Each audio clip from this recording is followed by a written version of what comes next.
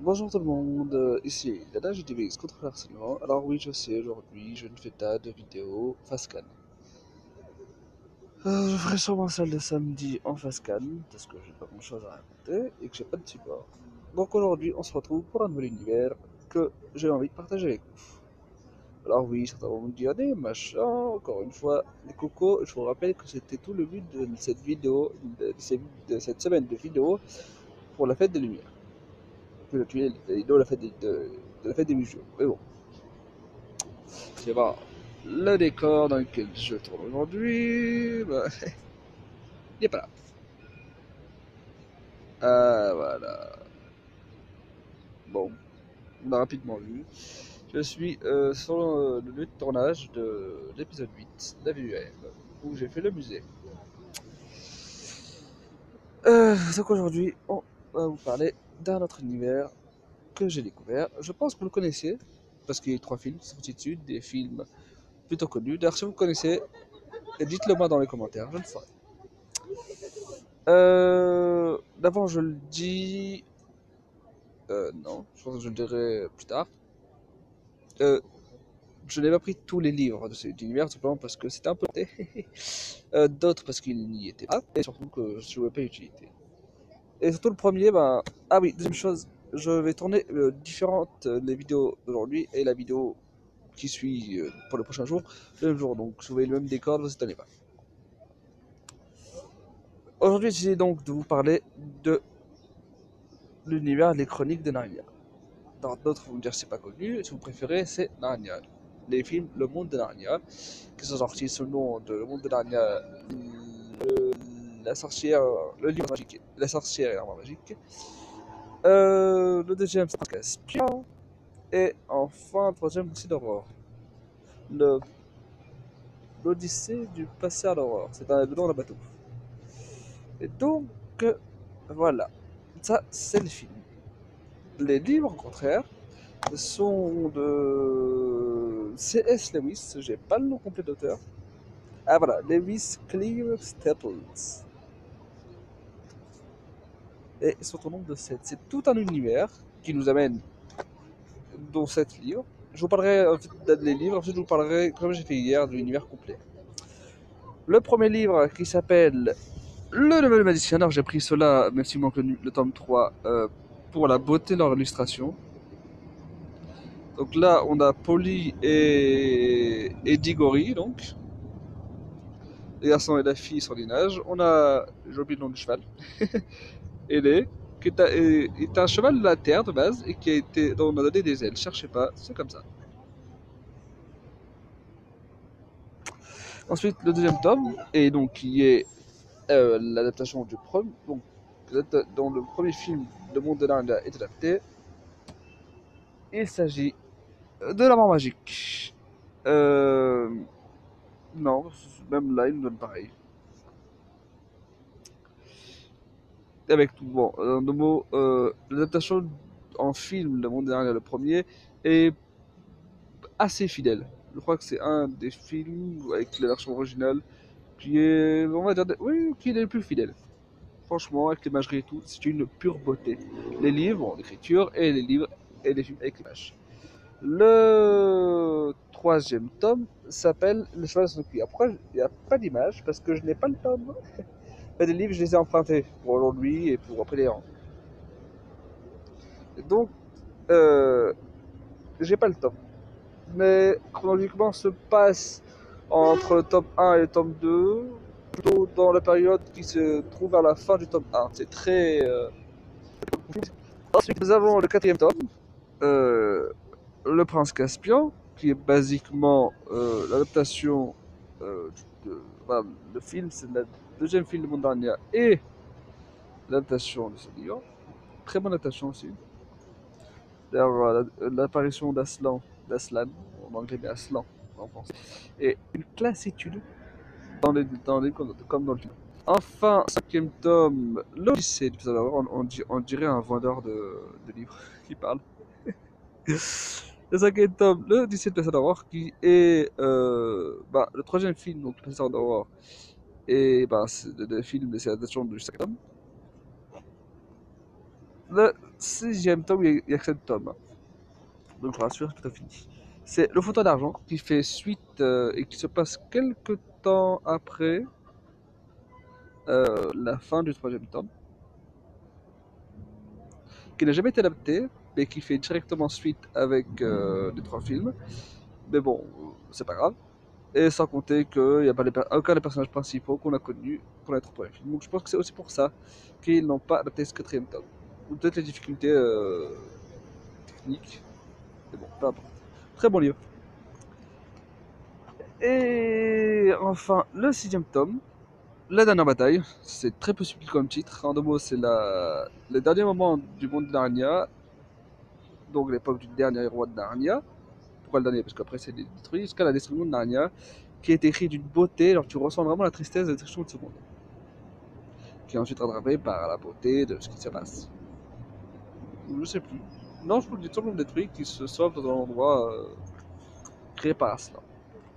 Donc voilà, 7 tomes différents dont j'ai eu le plaisir de lire personnellement. Donc, le tome 1, alors je vais mettre juste les illustrations des livres en face. Le tome 1, le nouvel, le nouvel magicien, c'est l'histoire de 2 garçons, Grégory et Polly, qui se sont rencontrés un jour de pluie, si je ne me trompe pas. On fait quelques balades dans la maison pour essayer de passer d'une maison à l'autre.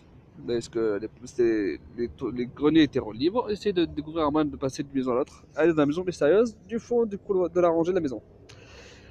Par erreur, je m'excuse d'avance d'ailleurs, pas pour le livre, hein, pour les bruits autour. Ils atterrissent dans le grenier de chez Diggory, et donc chez le magicien, qui est l'oncle de Diggory. Et il les catapulte dans un monde inconnu, dans une espèce. Je vous essayer vraiment de passer vraiment tous les détails inutiles, sans trop spoiler. Il s'intéresse dans une forêt mystérieuse, avec des objets magiques, évidemment. Qu'est-ce que j'allais dire? Oui, il explore le monde de Karn. Oh bah d'ailleurs, pour précision, je l'ai pas dit hier, mais je préfère le dire, on sait jamais, dans le cas où vous vous demandez comment ça atterrit là-bas. Le monde des Animorphes, donc la série, donc les livres, ainsi que le monde de Narnia, ainsi que le... Non. Font partie intégrante de l'univers d'Avier. Vous allez me dire comment c'est possible? Simplement à des époques différentes. Et comme on a un personnage qui est une femme chat, elle peut avoir écrit différentes époques. Elle n'était pas dedans, mais elle a accompagné certaines de ces histoires. Oui, on nous a raconté pas mal aussi. Oui, c'est un personnage assez complexe, celui derrière. Oui, donc ils atterrissent dans cette forêt. Après avoir visité le monde de Karn, qui est finalement évolué être un monde mourant, ils ont aussi un certain problème. Et ils ramènent avec eux une mauvaise personne qui devient la sorcière principale du méchant. Ils ont aussi créé la méchante du prochain histoire. C'est un petit spoil, mais vraiment pour que ça vaut. Et franchement, l'écriture de cette raid, elle est magique. D'ailleurs, elle est reliée au monde de Karn, elle y habite. Comme être à Narnia, je vous le découvrir dans les livres. Finalement, plus tard, ah oui, ils reviennent dans leur univers et découvrent quelque chose assez inattendu. Il se trouve que c'est plutôt charme, carne, je sais pas comment on peut le dire ça, euh, que l'univers, enfin, le temps écoulé de l'autre côté,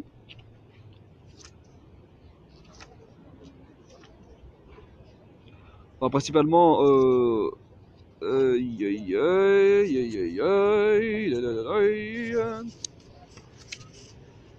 je cherche un moment de l'histoire qui est tellement classe. Donc ils ramènent la sorcière et après on essaie de se sauver. Ils emportent la sorcière avec eux ainsi que l'oncle dans la forêt. Ils arrivent dans la... Plus ils arrivent dans un endroit... En fait, ils essayent de monter, mais c'est plutôt en mode... Voilà. en mode dans un endroit vide. Il attend un peu, il découvre finalement que c'est le monde de Narnia qui est en train de se créer. D'ailleurs, le roi principal de ce monde est Aslan, donc le lion qui se tient au milieu là, du cercle d'animaux, et qui, pour donner vie à tout ce monde, dit ces paroles-là: Narnia, Narnia, Narnia, réveille-toi, aime, pense, parle, que les hommes marchent, que les bêtes parlent, et que les eaux divines soient. Bon, c'est un peu une version raccourcie de la création du monde sur les créationnistes. Mais bon, ça, c'est. Cherchez pas. J'entends me dire, oui, c'est parce que t'es juif, tu vous remarques des similitudes. Je m'en fous réellement, les gars. C'est pas grave. Excusez-moi de ce que vous avez envie, je donnais juste mon avis. Ainsi débute la première histoire dans le monde de Narnia. Une histoire assez importante, parce qu'elle amène aussi la fameuse armoire qui apparaît dans le deuxième tome, qui est aussi l'accès au monde de Narnia dans le premier film. C'est l'adaptation, donc c'est les deux dans le bon sens. Et le retour. Et ainsi que. Comment dire? Oui, il y a aussi un peu dans l'histoire personnelle, enfin surtout pour Diggory. Oh, voilà. Donc c'est une histoire assez intéressante à suivre, à lire. L'écriture de Lewis est très bonne. J'ai vraiment adoré le temps que j'ai passé en train de lire. Ça, c'était le premier tome. Ouais, je vais faire rapide puisque j'ai pas beaucoup de temps aujourd'hui. Le deuxième tome, donc l'arbre magique, ou pour le premier film, le lion, la sorcière, le lion et l'arbre magique, ou l'arbre magique, le lion et la sorcière, je sais plus. La sorcière blanche, c'est l'arbre magique. Donc l'arbre magique. Donc elle, c'est la sorcière. Donc comme je vous l'ai dit, elle est originaire de Carne. Ça veut dire oui, mais c'est pas ça dans les films et sur les livres. Oui, désolé pour ma voix. Elle est juste originaire de Narnia. Mais quand tu connais l'univers des livres, tu sais que d'où elle vient. Donc, tout le monde connaissait, je vais pas faire l'affront de raconter les livres, de raconter le film, de quoi il s'agit. Tout le monde a lu l'histoire. Enfin, connaît à peu près ce qui s'est passé dans l'histoire, pour ceux qui ont regardé les films. Sinon, je vous répète rapidement. Si vous connaissez les films, parce que vous l'avez vu, dites-moi dans les commentaires. Ça sera intéressé de savoir.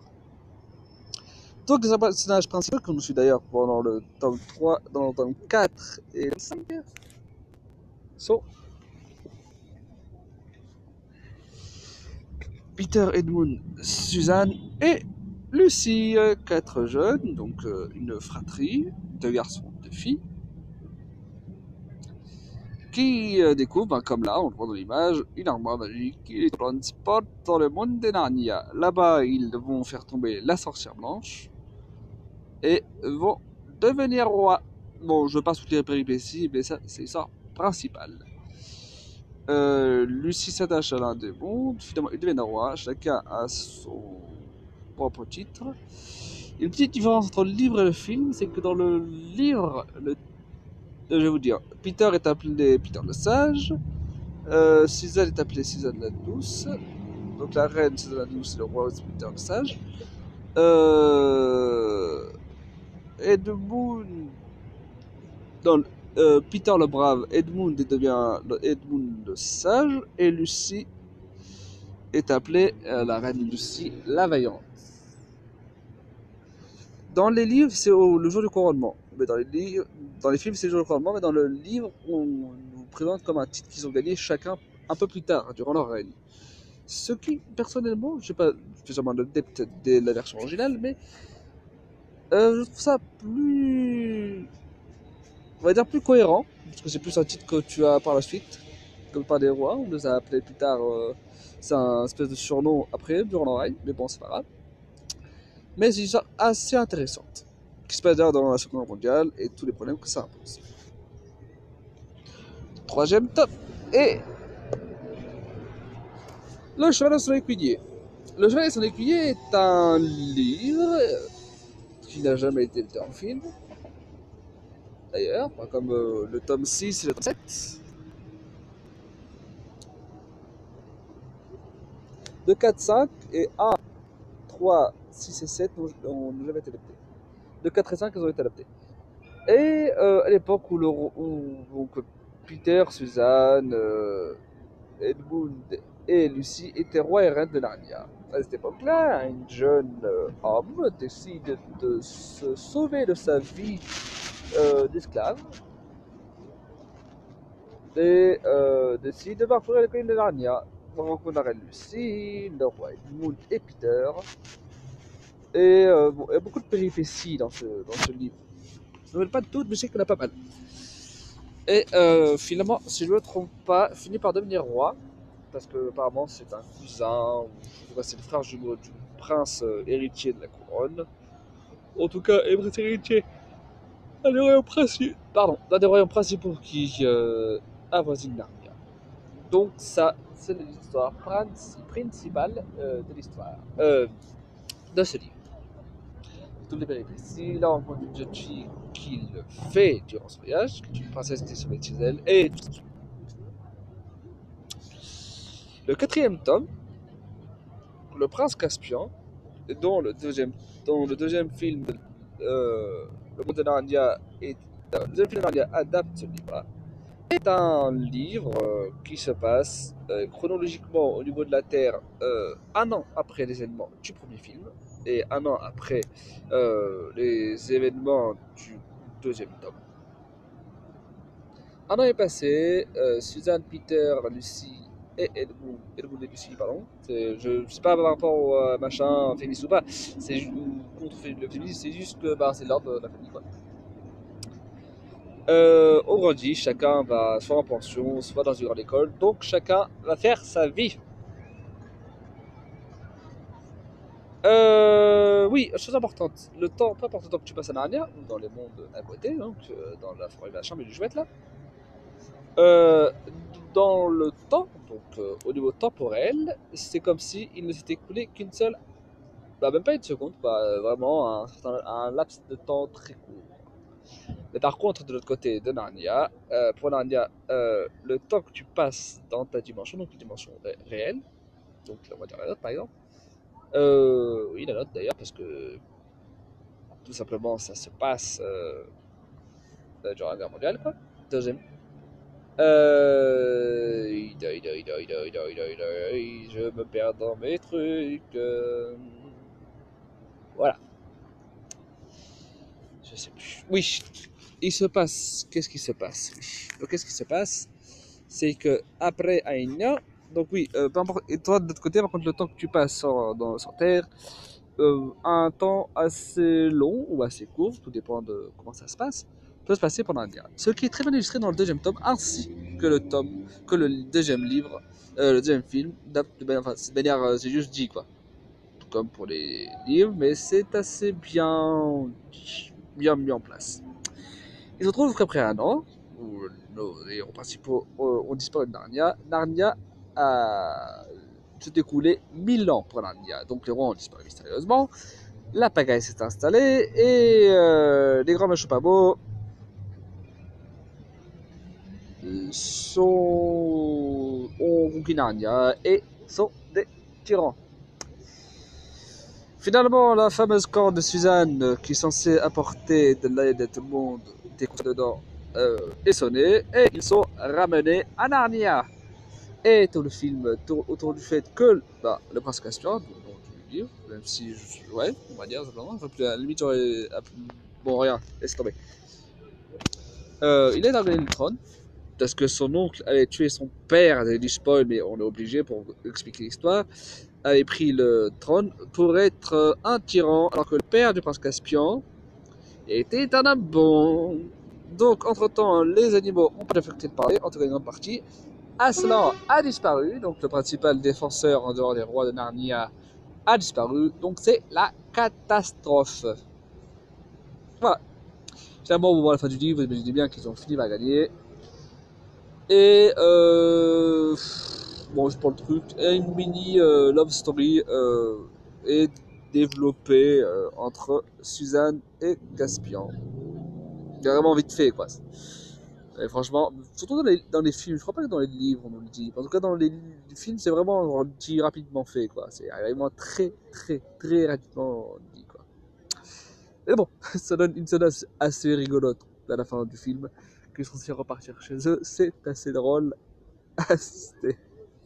Ouais, il faut avoir vu le film pour comprendre. Je vous ai dit, ceux qui ont vu les films en question, les 3 films, ou bien même juste un, dites-le moi dans les commentaires. Sinon, allez les voir. Ils sont assez bons. Ouais, ça c'est bon. Et des centaures, des nains, pas des orques. Des créatures assez pas belles. Des leurs pouvoir même de sortir. Et enfin, on arrive. Euh,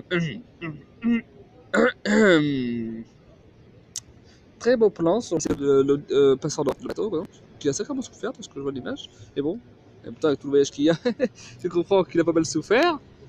Ça, c'est la proue du bateau avec notre petite souris qui est présente depuis le tome 2. Puis le tome 4, ouais, tome 4. Et le film 2. Et je crois que c'est Moon, celui qui surveille, je sais pas. Genre, la petite souris a une histoire assez. Un petit développement, quoi. Je vous en reviens, je vous en parle. J'arrête la vidéo maintenant à 21 minutes et je reprends juste après.